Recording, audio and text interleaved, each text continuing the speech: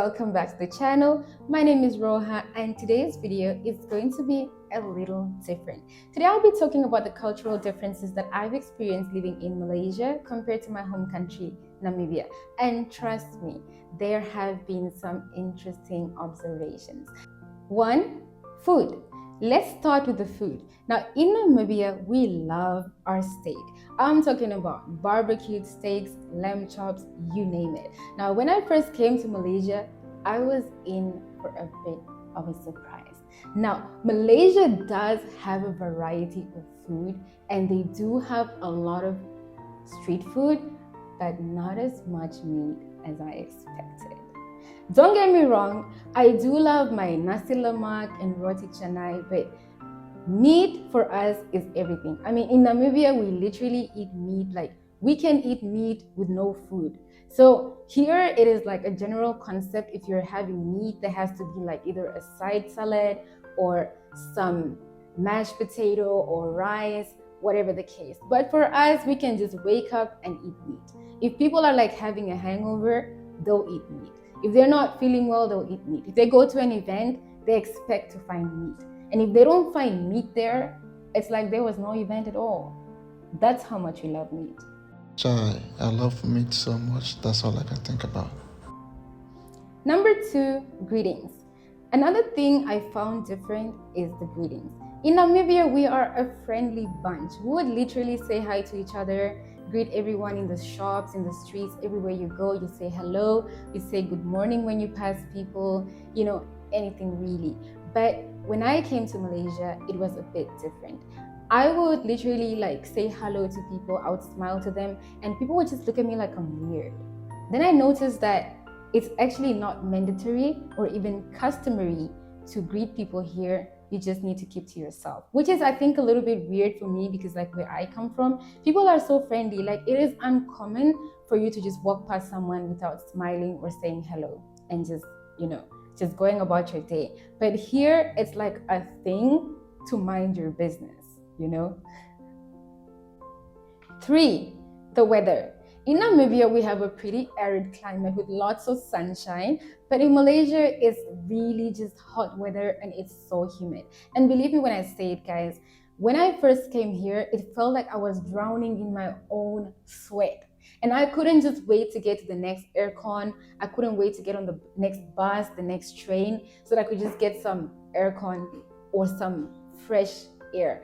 I felt like it was so hot, and there were even times I felt like I couldn't breathe because I just felt like the air was so congested, But that's really because the weather in Namibia is like dry weather, and here it's just humidity. And this humidity is so bad that if you're like me or have hair like me, it gets really frizzy when you're outside. So if you're not used to it, you would straighten your hair, and after 30 minutes of being outside, your hair would be standing like a bush. That's the difference.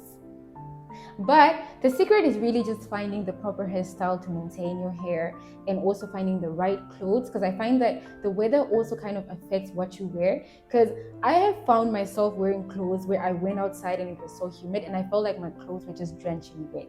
So it's really important to know what to wear in this kind of weather. You do not want to be that guy walking around and your clothes look like they've just come out of a swimming pool or something. You know what I'm saying?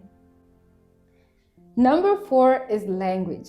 In Namibia, the official language is English, which means that if you actually speak English, you are good to go. And literally, I can say generally, almost everyone understands English or speaks English. But in Malaysia, although people do speak English, they also do have Malay as another language that is used commonly. So I feel like it's important for you to know a bit of Malay. And if you guys are wondering which words I think are important, I would say 1, terima kasih, because I don't know how you can go around your life not being thankful for anything.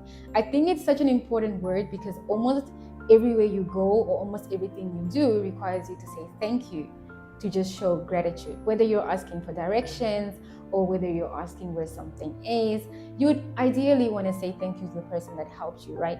Or if you're hopping out of your taxi, you'd want to say thank you. So the word is Teri makasi. That means thank you. So if you come across a local person and they've done something great for you, I think you should say thank you to them. And the word is Teri makasi. Word number 2, which I think is also very important, is kaluar. I find that kaluar is so important, and before I continue, kaluar means exit. I think it is important because even when you come from the airport or as you are in the airport, you will see this sign everywhere and it's going to show you where the exit is, right? And if you're inside a mall, you will also know where exit is. Even like on the road, this signboard is everywhere and it just allows you to know where you should actually exit. Okay, number 3 I would say is probably makan. I should have probably said that should be number 1, but let's go with it. Makan is just really like food. And you can literally use this word to ask where is food or if someone has eaten. So makan is food. Number 4 for me would be Tandas. Now, this one might not be important to some people, but I just think if you were caught up like in an emergency situation and you're around people that do not know what a toilet is, you would want to say Tandas. Number 5 is driving. So Namibia and Malaysia both drive on the left-hand side, so that is nothing different. The only shocking thing for me, I think, were the amount of motorbikes on the road. In Namibia, we do not use motorbikes as a means of transportation at all. People would be surprised to see that amount of motorbikes on a road. So I think this is something that was a bit shocking for me. I just felt like, wow, this is new. But that is for me because I'm from Namibia. Next. And on the other hand, I think another thing that did shock me is the amount of traffic jam. Namibians have no idea what traffic jam is. And obviously, it's really because we are not a lot of people. We are literally 2.5 million people. And most cities don't even have up to 30,000 people. Our capital city is probably around 200,000 people, whereas KL is like 1 million plus, right? So we don't know what traffic jam is. So for us, like coming here, it's a real shocker to be like stuck in the traffic jam for hours. Number 6 is resistance on buses and even inside the lifts. So this is according to my observation, and to be honest, when I was still a student, I noticed this because I used to take the bus time and time again. And I've noticed that locals here sometimes have a tendency of like showing some sort of fear towards foreigners. Like for example, if you wanted to sit next to them, they would just move to another place, right? Even though there's like space for them to sit next to you, they wouldn't want to sit next to you, which I felt was so awkward and totally uncalled for. But I guess people do have their reasons, but I still feel like it's something that is just uncalled for. And it's the same in the lifts. Like sometimes when they do see like Africans or maybe foreigners that are inside the lift, they wouldn't want to get in the lift. Now, I don't know what that fear is about, but I would say it's definitely a cultural difference because in Africa, we would never treat foreigners like that. And we would never not want to sit next to you because we regard it as sort of like disrespect or like we are showing you that we are disgusted of you, which I don't think anyone really wants to show. 7, since we are on the topic of transport, I'm also going to say that point number 7 is the silence on public transport. This for me is really nice because it brings this peaceful ambience. But let me tell you guys something, honey. If you're on public transport in Africa, expect the noise of your life, you guys. Like, it is so it is so noisy, and like nobody even cares that you're sitting next to them. Nobody cares if you're tired. Nobody cares who you are. As long as you're on that public transport, people are gonna talk. People are gonna talk stories. They're gonna laugh. Their kids are gonna cry. And oh my goodness, if you don't want noise, you need to go use your own private transport. But I don't think like you can literally stand up on a bus in Namibia and tell people to be quiet. They would rather you get off the bus. You know what I'm saying? And then also, number 8 for me would be expressing shock. I've realized that when it comes to like local Malaysians, you guys really don't act shocked when you should be shocked. You guys don't sound shocked when you should be shocked. Like for us, when you're like shocked or something is like surprising to you, you really express it, and people are like, they can tell that you are really shocked, whether it's the way you look or whether it's the way you sound. But here it's like when you tell like someone something shocking, they're like, yes, is it? Oh, like that cannot want, you know? But for us, it's more like, huh? What? You are not serious. Or even if you look at, for example, Nigerian people, right? They would be like, Chinek. You know, like they really express their shock, like, nah, eh. But here people are like, oh, is it? And I'm like, are you not supposed to be shocked by this? You know? So what I'm saying is, I feel like African people in general, and even Namibians, they express their shock more than people here. Okay. The next thing that I did notice is different is how easy it is for people here to ask you, what religion are you? This is a very, very, very uncommon question in Namibia. Like, people would not just meet you and ask you, what religion are you? And I think it's because more than 90% of Namibians are actually Christians. So when we meet someone or when we see someone, we automatically assume they're Christian, right? But here, I think because of the diversity, people cannot just assume, because you can really be anything. And for me, I personally found this question to be a bit awkward because I'm not used to it. And the other reason why I find it to be a bit awkward and also suspicious is because I don't know if you're asking me what religion I am so that you can determine the amount of respect to give me, or whether you can determine whether, you know, I fit into your box or not. So, or are you just asking because you're curious? So I do find the question awkward, but now I'm kind of just like used to it. Last but not least, help.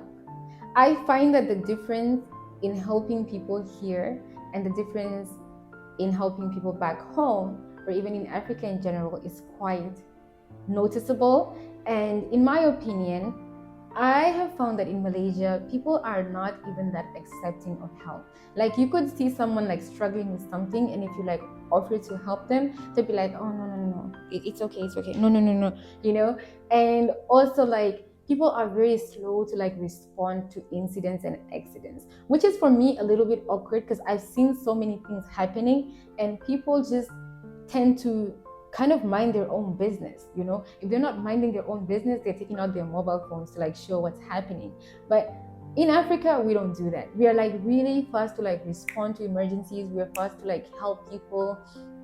And even when it comes to like the case of age, especially if someone is like above 40 years old, we regard them as like, you know, a priority in terms of helping, right? So if they're struggling to carry their bags or their groceries and stuff, the first thing we as youngsters would do is help them carry their stuff.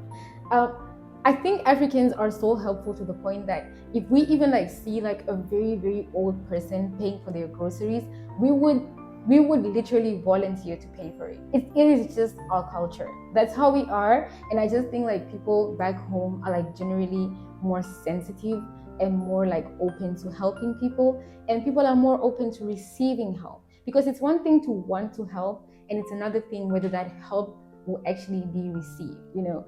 So I do think that people do want to help sometimes, but a lot of times the help is also rejected, you know. So that is another thing that I noticed, and that is just from my observation. Of course, my observations are not your observations, and how I see things definitely is probably not the way you see things, but it might be the way some other people see things. So this is just for educational purposes and for me to share my experience and journey on how life has been for me in Malaysia.